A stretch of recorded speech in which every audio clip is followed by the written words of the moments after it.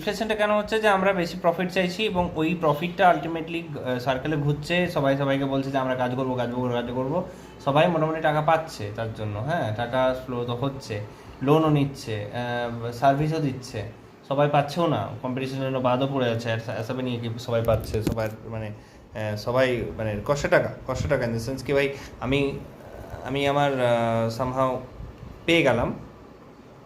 Service দিলাম, but আমি যদি আলু জায়গায় খরচ করে দিই তাহলে আমি আর পাওয়ার সার্ভিস পাবো না, রাইট? তো এইভাবে জিনিসগুলো ঘটছে। ইনফ্লেশন কখন হচ্ছে যে ভাই যখন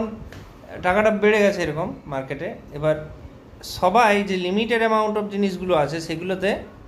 কোথাও না কোথাও বেশি টাকা দেখাচ্ছে, অনেকে দিচ্ছে, অনেকে কম্পিটিশন হয়ে গেছে, অনেক টাকা চলে এসছে, তো তারাই পাবে যাদের কাছে বেশি টাকা আছে, তার জন্য দামটা বেড়েছে, সিম্পল। এবারে ওরও দোষ নয় যে ওর বেশি লাভের জন্য সেটা করছে, সেটা নয়, মানে ও যদি না নেয়, ধর আমি মাল বিক্রি করছি, আমি যদি কি ভাবছিস যে বেশি কাস্টমার আসছে বলে ডিমান্ড বাড়ছে বলে আমি দাম বাড়িয়েছি, ভাই আমারও মানে ইনফ্লেশন বাড়ছে যখন আমারও জিনিসগুলো কিনতে ফাটছে, বেশি দামই দিতে হচ্ছে, দ্যাটস দ্য পয়েন্ট, আমার র মেটেরিয়ালসগুলো কিনতে। আমি আবার বলবো এই জিনিসগুলোকে ওই ফুড আর পেট্রোলের ঊর্ধ্বে দেখ, ওই জিনিসটা গভর্নমেন্ট সামাও করে দিচ্ছে যে ভাই মুভমেন্ট তো হতে হবে, রাইট? খাবার না দিলে আরও 5টা মানে আমি তোকে ঠেলে দেবো, আমিও ঠেলে দেবো, মানে এই যে ব্যাপারটা, এই যে সার্ভিসগুলো হবে না, ক্লোথটা না হলেও চলতো, ডাল না হলেও চলতো,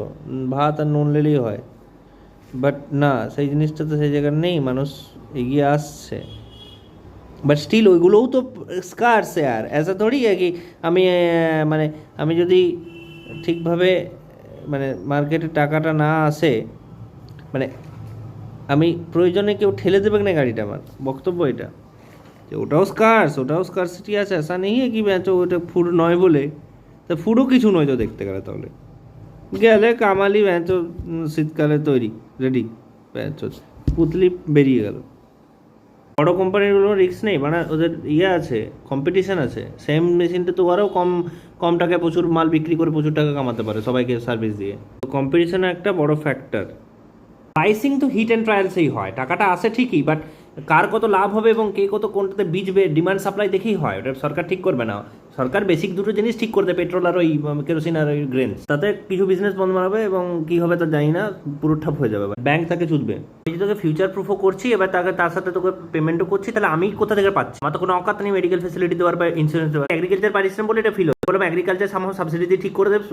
ফার্মারকে দিয়ে দেবে, বাকি তুই ঠেলছিস সেটারও টাকা পাচ্ছিস, তোর হয়ে মেডিকেল ফেসিলিটি দিবে লোককে, তুই তো আর ঠেলে দিচ্ছিস না।